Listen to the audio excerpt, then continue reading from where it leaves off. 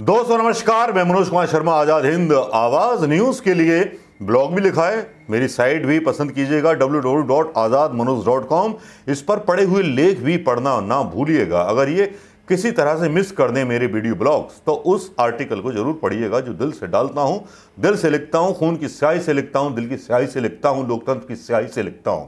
क्योंकि मेरा मानना है कि जब आप दिल से कोई चीज लिखते हैं तो दिल की चीजें वो आवाज होती है जनता की, जो जनता अपने दिल से महसूस करती है। आज उसी आवाज को जनता के द्वारा जो महसूस की गई, आज सुबह से गर्दा काटा हुआ था गोदी मीडिया ने कि साहब आज प्रधानमंत्री मोदी जी की बहुत बड़ी रैली है। पता नहीं कितनी बड़ी रैली थी। देखा ब्रिगेड मैदान में कहा जा रहा था 10-15 लाख लोग चले आएंगे, सब कुछ बोलेंगे, ये करेंगे वो करेंगे, और रैली भी हुई। ममता बनर्जी का सवाल जवाब भी हुए। सवाल जवाबों में बहुत सारी चीज़ें बोली गई, बहुत सारी चीज़ें कही गई। लेकिन दोस्तों आज इस YouTube में हम एनालिसिस करेंगे उन चीज़ों का जिनके बारे में उन पत्रकारों को एनालिसिस करना चाहिए, जिन पत्रकारों को जिम्मेदारी दी गई है लोकतंत्र को बचाने की। लेकिन वो पत्रकार केवल खबर पढ़ करके आगे निकल जाते हैं। लेकिन आज एक एनालिसिस आपके बीच लेके आया हूं, एक राजनीतिक एनालिसिस जो बंगाल चुनावों पर होना चाहिए।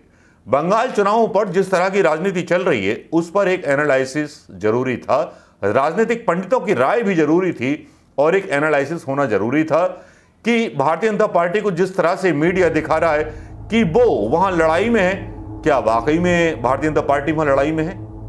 क्या वाकई में प्रधानमंत्री मोदी जी का जादू वहां चल रहा है? क्या वाकई में भारतीय जनता पार्टी ममता बनर्जी को हरा पाएगी? क्या ममता बनर्जी भारतीय जनता पार्टी के सामने घुटने टेक देंगी? क्या ममता बनर्जी के नंदीग्राम से चुनाव लड़ने पर भारतीय जनता पार्टी उसको दूसरी तरह से ट्विस्ट कर रही है कि उन्होंने अपनी वो सीट छोड़ दी और भारतीय जनता पार्टी की जाल में फंस गई? जिस तरह का मतलब एक शोषा फैलाया जा रहा है चुनावों को जीतने के लिए उस बिकाऊ मीडिया की तरफ से, जो बिकाऊ मीडिया कभी सिम होने की बात करता है, कभी कुछ होने की बात करता है। चाटुकार मीडिया ने बंगाल की जनसभा को लेकर के सुबह से ढोलक बजा रखी थी, गर्दा काट रखा था। इस शोर में सामाजिक और नृत्य प्रति की धारणाएं बदलती जा रही हैं। हर आदमी भूल गया है कि भैया उसको और कुछ काम करना है कि नहीं करना है, या क्या करना है क्या नहीं करना है। बस उसकी निगाहें खबरों पर लगी रहती है, खबरों का गुलाम बन के रह गया है आम हिंदुस्तानी। क्यों? कि उसको डर है कि लोकतंत्र खत्म होने वाला है। क्योंकि बंगाल चुनाव और ये 5 राज्यों के चुनाव भारतीय जनता पार्टी के लिए भी बहुत जरूरी है, क्योंकि किसान आंदोलन एक चुनौती की तरह उनके सामने खड़ा है। इसलिए एन केन प्राकरण भारतीय जनता पार्टी चाहेगी कि सारे चुनावों में क्लीन स्वीप करके किसानों को गलत साबित कर दे और अपने आप को बताए कि हमारे जो कानून थे वो सही थे, हमें जीत मिली है। और यही कारण है, वो कारण ईवीएम हो सकता है, वो कारण कुछ और हो सकता है। लेकिन अगर आज की ग्राउंड रियलिटी हम समझें बंगाल की, तो वो कुछ और है। वो ग्राउंड रियलिटी ऐसी है जिसको देख करके आप भी चौंक जाएंगे। ग्राउंड रियलिटी मैं कुछ ग्राउंड पे जाके बोलने वाला नहीं हूं, मैं भारतीय जनता पार्टी के नेताओं के बयानों को कोट करके उनका एनालिसिस करने वाला हूं। इनको शुरू से लेकर आखिर तक देखिएगा दोस्तों। हम आज 3 बिंदुओं पर चर्चा करेंगे। पहले तो मैं ये बोलना चाहूंगा, इसको शीर्षक देना चाहूंगा कि भारतीय जनता पार्टी ने खुद अपने आप में आग लगा ली। जो माहौल बना था उसमें खुद आग लगा ली भारतीय जनता पार्टी ने। अब 3 बिंदु हैं जिसकी वजह से भारतीय जनता पार्टी बंगाल के अंदर पिछड़ रही है। नंबर 1, आज मोदी जी का भाषण और मतदाताओं के दिल में आते ख्याल। दूसरा पॉइंट, योगी का बंगाल में भाषण इतना हंसी भरा था, उन्होंने जो बयान दिया कि बंगाल में अपराध साफ कर देंगे।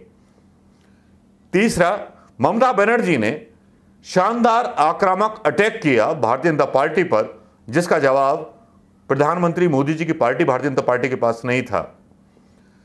चौथा, राजनीतिक पंडितों ने क्यों गणनाएं करनी शुरू कर दी हैं कि भारतीय जनता पार्टी मानसिक रूप से हार चुकी है। एक और पॉइंट, कर्नाटक सेक्स सीडी कांड का प्रभाव कर्नाटक में जो हुआ है उसको बंगाल में टीएमसी, कांग्रेस और सारी पार्टियां कैसे बुना रही हैं। चलिए चर्चा शुरू करते हैं दोस्तों। पहले बिंदु पर चर्चा करते हैं कि पीएम मोदी को बंगाल की जनता ही नहीं उनके समर्थक और देशवासी सुन रहे थे, क्योंकि मीडिया ने सुबह से कहना शुरू कर दिया था कि पीएम मोदी संबोधित करेंगे बंगाल में। ये चुनाव प्रचार जब होता है ना, तो वहां कोई पीएम नहीं होता है, वहां कोई नेता होता है, वरिष्ठ नेता होता है, या इस तरह की बातें कही जाती हैं मीडिया के द्वारा या समाचार के द्वारा, जो चुनाव आयोग की गाइडलाइंस है। लेकिन यहां चुनाव आयोग की गाइडलाइंस को जीभ चढ़ाता हुआ दिखाई दिया गोदी मीडिया, और साफ दिख रहा था कि लोकतंत्र फटे हुए कपड़ों में सड़क पर घूमता हुआ भीख मांग रहा था कि मुझे कोई बचा लो, मुझे कोई बचा लो, जनता से अपील कर रहा था। अभी जनता के हाथ में कि जनता शायद जाग जाए, जनता शायद चेत जाए, या जनता कुछ ऐसा फैसला दे उन लोगों के खिलाफ जो केवल कारपोरेट मीडिया के द्वारा अपना चुनाव प्रचार वहां कर रहे थे। फटे कपड़ों में लोकतंत्र, पर हुआ नहीं। जमाने थे जो भाषण था प्रधानमंत्री मोदी जी का आया करता था कभी किसी जमाने में कि फिर वही दिल लाया हूं, चौकीदार बन के आया हूं। आज बंगाल के अंदर एक उल्टा हो गया कि फिर वही नफरतें लेके आया हूं। नफरतें बांटते रहे, ममता बनर्जी पर निशाने लगाते रहे, बुआ भतीजी और ये पता नहीं क्या क्या बोलते रहे। इन लोगों ने इस पर भी सवाल उठा दिए कि जिनके परिवार का कोई कुछ नहीं है उस पर तो सवाल उठाते हैं, जिन पर अगर वो करप्टेड हैं तो उन पर अभी तक कार्रवाई क्यों नहीं की गई, सीबी ईडी आईडी के छापे डलवा करके क्यों लोगों को शामिल कराया जा रहा है। तो ये सारे सवाल सरकार पर उठ रहे हैं। बंगाल के लोग, यूपी जैसे, बिहार जैसे लोग नहीं है, अनपढ़ नहीं है, जो 500 रुपए और दारू की एक थैली के बोतल में बिक जाएं। मोदी जी शायद बंगाल को समझ नहीं पा रहे, बंगाल की बेइज्जती कर रहे हैं। और जब मोदी जी भाषण दे रहे थे तो उनकी जो एक रासायनिक भाषा थी, बॉडी केमिस्ट्री जो थी, वो गड़बड़ा रही थी। वो तेजी नहीं थी उनके भाषण में, वो तल्खपना नहीं था जो आमतौर पर देखा जाता है। ऐसा लग रहा था एक हारा हुआ सेनापति आखिरी संदेश दे रहा है अपने कार्यकर्ताओं को, जिन कार्यकर्ताओं की भीड़ ब्रिगेड मैदान में पता नहीं कितने पैसे खर्च करके बुलाई गई थी। आवाज फटे हुए बांस की तरह थी, आरोप बही थे। लेकिन जब लोग उनका भाषण सुन रहे थे तो लोगों के दिमाग में एक ही चीज आ रही थी, वो सोनार बंगला का नारा लगा रहे थे, लेकिन लोगों के दिमाग में एक आ रहा था कि सोनार हिंदुस्तान तो बनाए नहीं, लेकिन सोनार बांग्ला बनाने का और रोजगार देने का वादा बंगाल में कैसे, किस मुंह से कर रही है भारतीय जनता पार्टी।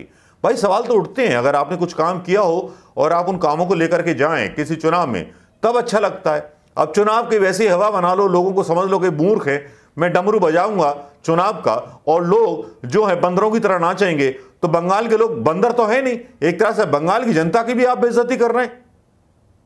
तो दोस्तों मतलब पीएम साहब ने पता नहीं क्या सोचा और व्यक्तिगत हमले किए, और उनके दिमाग में क्या था। लोग तो ये तक बोलने लगे कि परिवार तो डांकों का भी नहीं होता था, फिर भी वो लूट करते थे। यहां तक बात चलने लगी सोशल मीडिया पर। अब आते हैं उत्तर प्रदेश की योगी जी के भाषण पर, जो वो बोल के आए वहां पर उत्तर प्रदेश में जो अपराध हो रहे हैं उसके बारे में उन्होंने जिक्र नहीं किया। उन्होंने जिक्र किया कि बंगाल को हम अपराध मुक्त कर देंगे। लोग जो है हंसने लगे।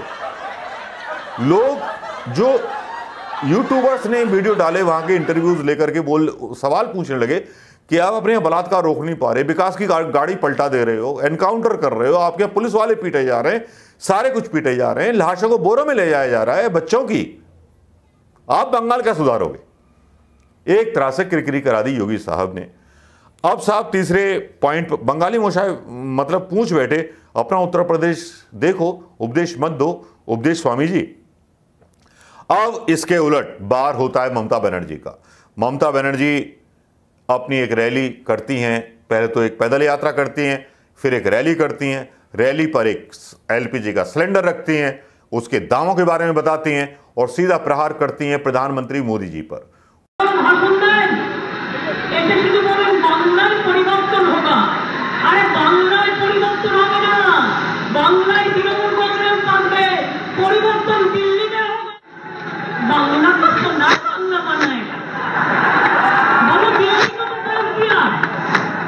दिल्ली का लाल किला को बंद किया, कप्तान महल को बंद देंगे, इंडियन रेलवे को बंद किया, बीएसएनएल को बंद किया, कोल इंडिया को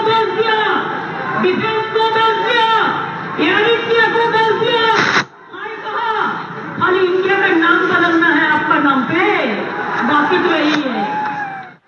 खड़ा होवे, झगड़ा होवे, चेतन होवे, हम लड़े। और आपको पता है कि 50% जो उन्होंने सीटें दी हैं वो महिलाओं को दी हैं, और जबरदस्त महिलाएं उनके साथ आसपास दिखाई देती हैं, और महिलाओं की आजादी की वो पक्षधर है।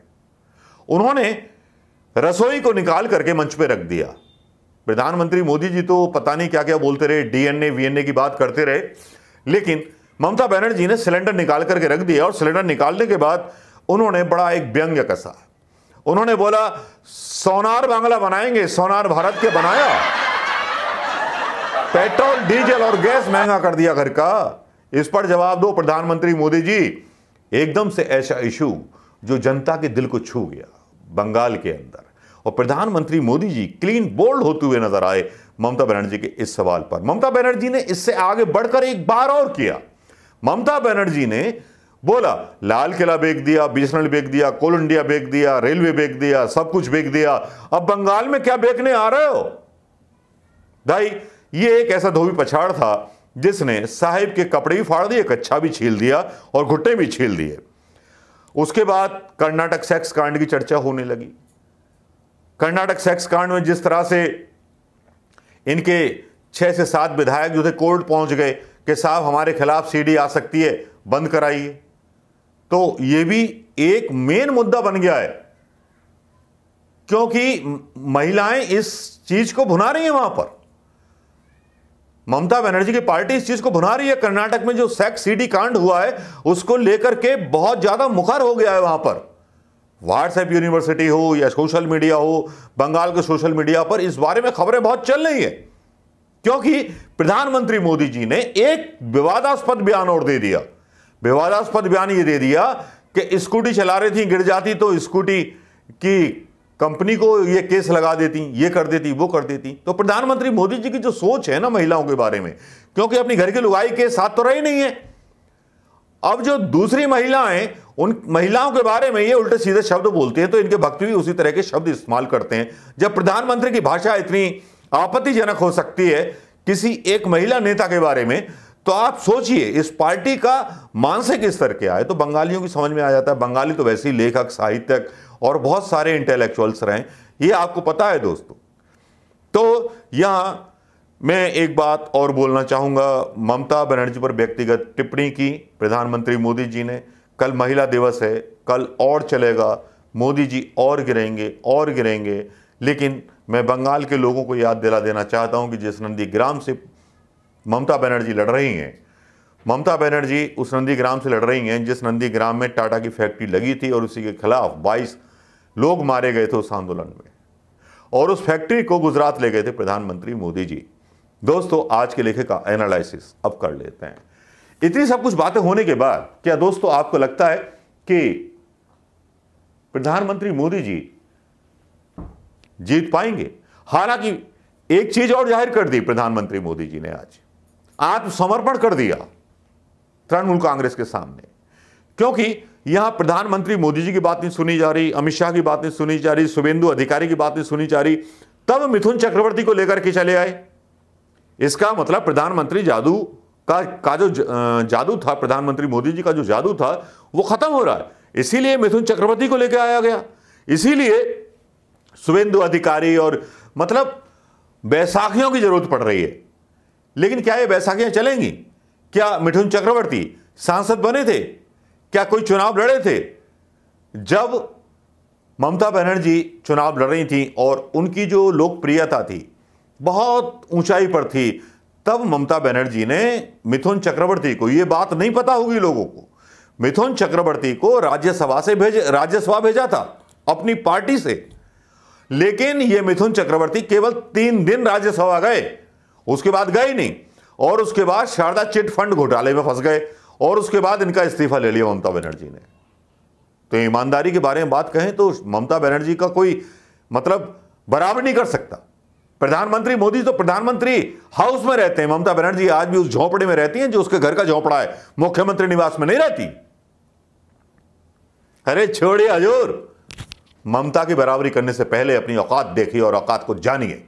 तुमने केवल देश बेकाया और ममता बनर्जी ने बंगाल को बनाया है। बंगाल ने कितनी यूनिवर्सिटियां बनाई, कितने मेट्रो स्टेशन बनाए, कितनी फैक्ट्रीज बनाई।